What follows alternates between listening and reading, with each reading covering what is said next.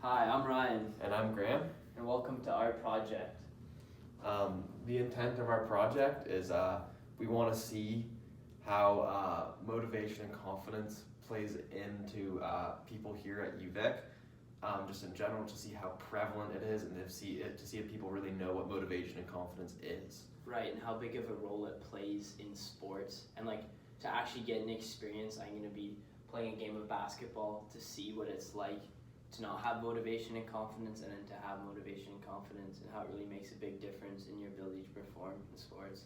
We're also going to be interviewing a couple of people to hear their ideas on motivation and confidence, just to get a general idea of how knowledgeable people are and what they think about motivation and confidence. So we're going to have a lot of fun today, and we're going to be running around the campus of UVic, so it should be good. And FYI, these are real interviews, they're not our friends, so Yeah, they're all we'd just random let you people. know that, yeah. And when we go to Carson, we're going to be playing with random people. We don't know anybody there, so it's all very real. We're not faking anything, so alright. Yo, what's up? Today we're at the courts of Carsa, and we're about to hop into some basketball real quick here. And show you how some people don't exactly know what motivation and confidence is, and how exclusion can really ruin your motivation and confidence. So we're going to jump into the game and give you an example. Let's We'll check see it what it's out. like. And then we'll show you some examples of how you can fix that. This is part of the journey. Ryan is currently joined a team. Let's see if they have motivation and confidence. I will be filming. Let's check it out. Didn't pass to him.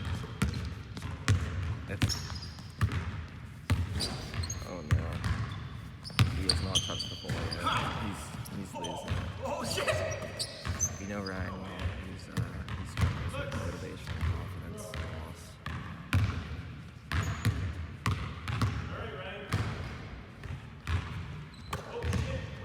He didn't get the ball again.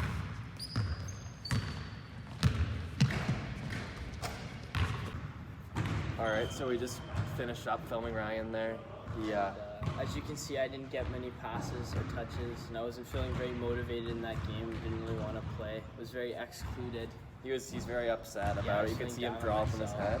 So we're going to introduce the 3-pass rule, where everyone has to touch the ball, and then that should hopefully increase my motivation and confidence. We're gonna see how they feel with the 3-pass rule. We're gonna go introduce it and see if they want to join in on it.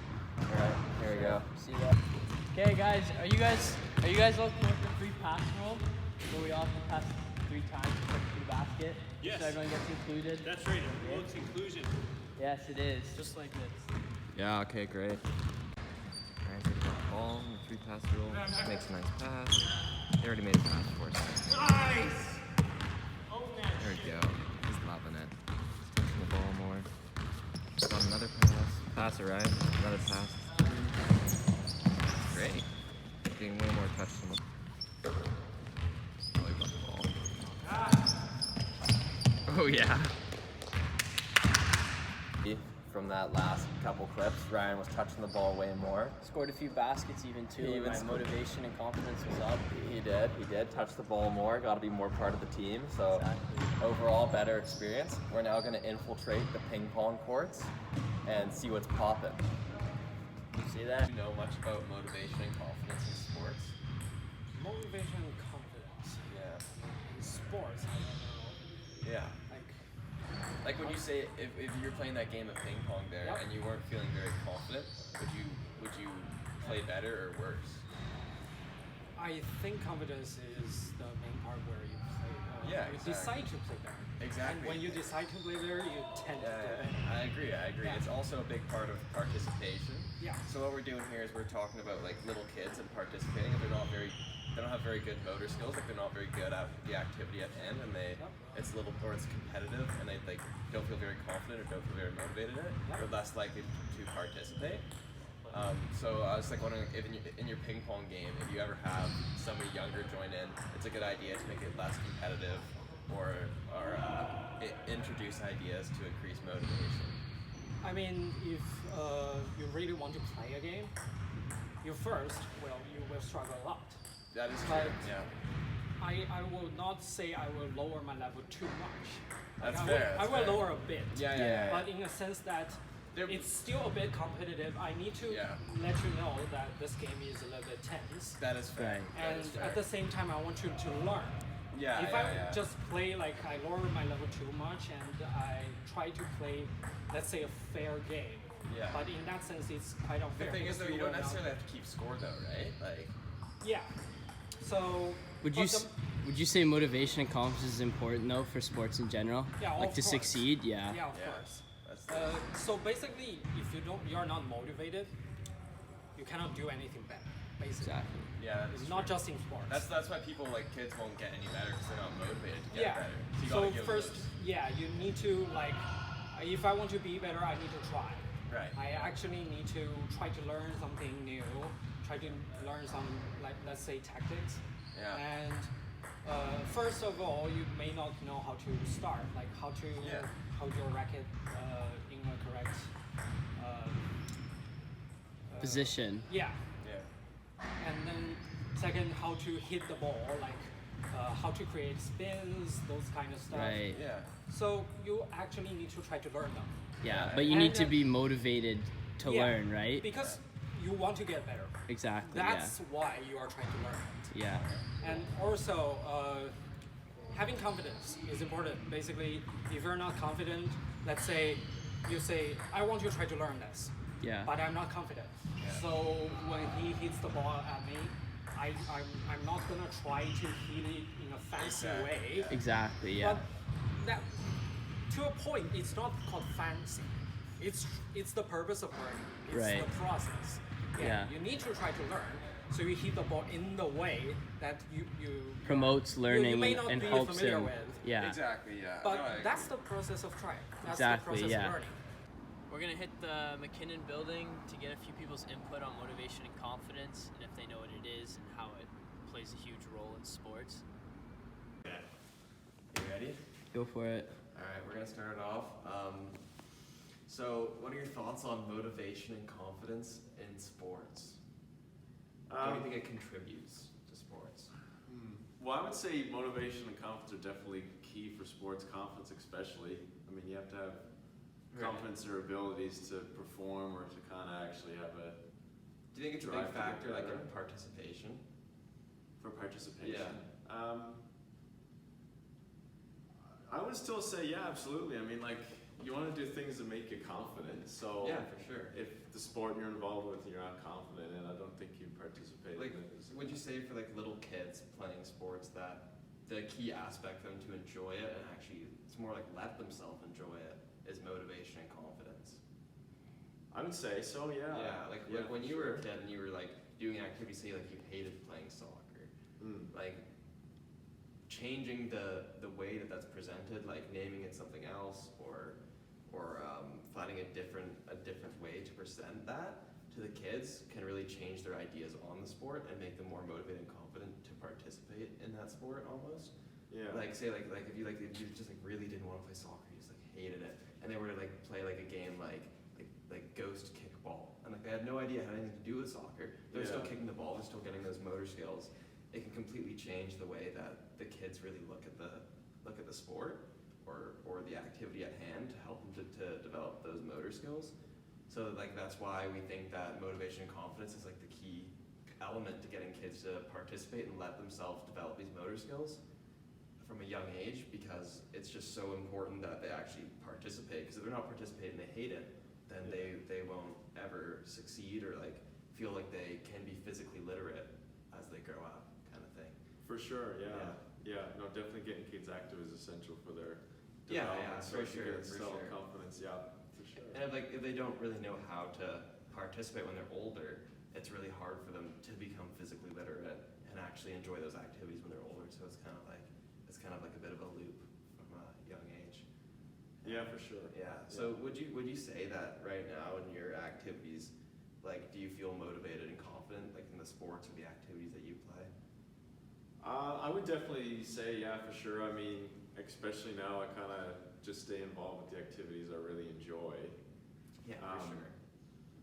And I mean, just being older, you never really. Is it for you? Is it kind of like the group of people that keeps bringing you back out there? The group of people? The group of people involved with those Like, activities. is there certain things that keep you motivated and confident? Or is there certain things you do to stay motivated? That's a good question. I mean, I say definitely the sports I'm involved with now. I definitely have friends Yeah, for sure. that play them. Yeah, the group of people. A big part of it is the environment, because if you go into a new environment of a team and it's like you're not really getting past the ball, and you're not really getting involved with it, you're not really motivated to go back. No. In a lot of ways. So Yeah. Thank you. We appreciate it a lot. Yeah. Yeah, no Your worries. input. I appreciate Sure. it. Yeah. All right, we're back at the lab here, which is the Uvic library for us. And I'm going to be going over what we talked about in the first interview that I had with the guys playing ping pong. So it started off, I asked him about motivation and confidence, and he was saying basically that motivation and confidence is important, which is also very true, as we know, but he was also saying how he wouldn't lower his level of play, and he wouldn't lower his competitiveness with the other player, which honestly, because what we're conducting is we're trying to see if people are aware of motivation and confidence at UVic, which honestly is not correct, because for a lot of kids, a lot of kids don't want to be competitive, and a lot of people don't want to be competitive their whole life when it comes to physical literacy. They want to be physically active and they want to participate, but not everybody wants to be competitive and not everybody wants to win. And he was more gearing towards the winning point of view instead of the inclusion and participation point of view. Like, we tried to bring up participation, and he was more talking about how that you would want to get better, and not everybody necessarily even wants to get better. It's more about just participating and becoming physically literate to have those skills for life. We're gonna go over a couple of pros that he went over now. He talked about the importance of motivation and confidence when dealing with success. So when you're looking to succeed in something, in anything really, having motivation and confidence are the two key factors, the two key building blocks to be able to succeed. Without those two, most people are found pretty lost and not really wanting to participate. So that was something good that he said. He also said that some people don't know where to start, which is also very true. Some people have no idea where the starting point is, and like even people in their 40s that have no idea how to be physically active and have no idea what to do, which is very true, and that's where it comes into the importance of participating and of learning, not necessarily getting better, but developing those skills to be physically literate. And lastly, as I said, he said that wanting to participate is a big thing, but that comes first with not competitiveness, but with being motivated and confident to participate, which is one of the key elements. Participation is obviously something that everyone wants to see, but people that are participating and wanting to have an actual role in the activity is the key point of that. So the first interview went well. Overall, I would say he was pretty off topic, so I wouldn't give it a rating or anything, but I would say that the second interview that we conducted was a lot more accurate to the more current research being done these days. But it's also a bit of a cultural difference, as we discussed off camera. So yeah, that's about it, and thank you. Okay, so in our second interview, we interviewed someone, a TA from a lab, and he was a bit more knowledgeable on motivation and confidence and how it plays an important role in his life.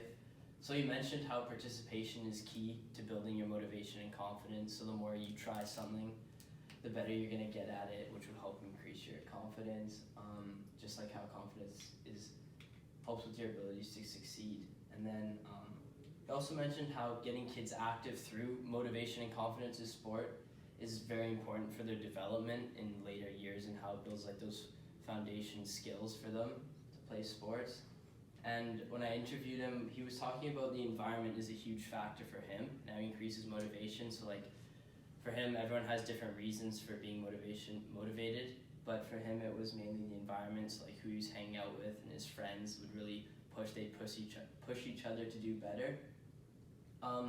However, he did kind of say that was like the only way to kind of increase your motivation and confidence. He didn't mention how it can also be intrinsic instead of only extrinsic, so how it can come from yourself, and you should be motivated to do stuff, and you can do that kind of through different tasks, or like there's certain ways. Everybody has a different way of being intrinsically motivated, but you have to figure out what that is and what works for you, and how it's also a mental factor for that.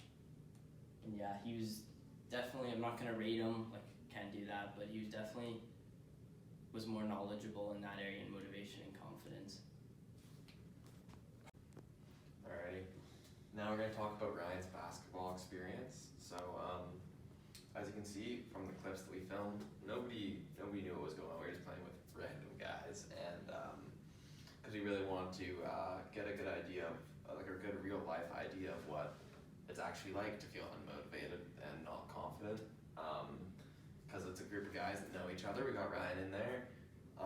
Obviously wasn't really touching the ball. Got a couple of clips from asking for the ball. Didn't really get the ball at all. He wasn't loving it. It wasn't very fun. And so we knew right away that we were gonna try to change that and add in a different rule to get Ryan to touch the ball, to make him feel more motivated and actually have fun during the activity and make him want to do it again. So yeah, after Ryan wasn't getting enough touches of the ball, wasn't really feeling it, was just kind of dropping his head. It wasn't very fun for him. We decided that as almost a teacher role, we decided to implement a new rule so more people will participate. Normally it takes a lot of courage to do that as somebody that is not in charge or not a leader, somebody that's just playing or participating. It's not usually something that somebody does to do that, to get more touches of the ball or get more confidence.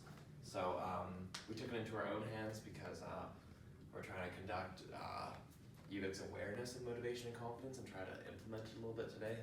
So we did that, and then after he saw how much better it was, how much better he felt, how much more fun he had, and it seemed like if it was somebody else, they'd definitely want to return and play again the next time. So we're going to interview Ryan quickly about how he felt throughout it to get more of an idea of that, and then yeah, that should be good. Okay, to sum up,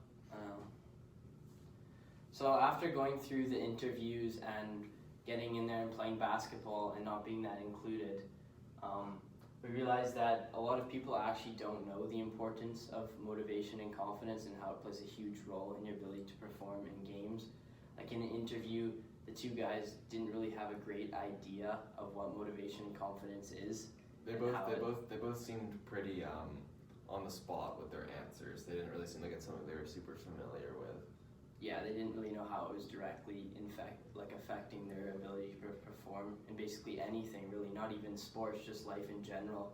Being motivated and confident is huge in helping you succeed. That's why it's important for us, people to actually go out there and instill it into young educators now, how important it is to be educated of motivation and confidence, how big of a factor it plays, because it's such an undervalued concept today. As explained in class with Jean, how she explained that it's a very undervalued thing. The whole point was for us to see that in firsthand and ask people about it and experience it to see if it actually was, and it truly is. People really don't know about it, and people that have lower motor skills are just kind of trapped a lot of the time, it seems like, and they aren't really given a fair chance. Yeah, they do get trapped. It is, in the real world, it's actually very hard to become included in stuff. It's hard to ask for it. Even when I had to ask for the 3-pass rule, I felt kind of nervous asking them, and felt a little bit ashamed that my motor skills weren't as good as theirs and that I had to ask. So it can actually be very hard for people to kind of become included when they are excluded. And as inclusion becomes more of a norm in our day-to-day life, people will become healthier, and overall it'll cost our country less money federally to provide health care. Right. So it really is a way bigger than people cut it out to be. So yeah, but me and Ryan had a lot of fun today. Yeah, we learned a lot of valuable information. I think we had a great experience learning what we learned, and we definitely have a greater feeling for the importance of motivation and confidence after this. So it was awesome. Yeah, it was good.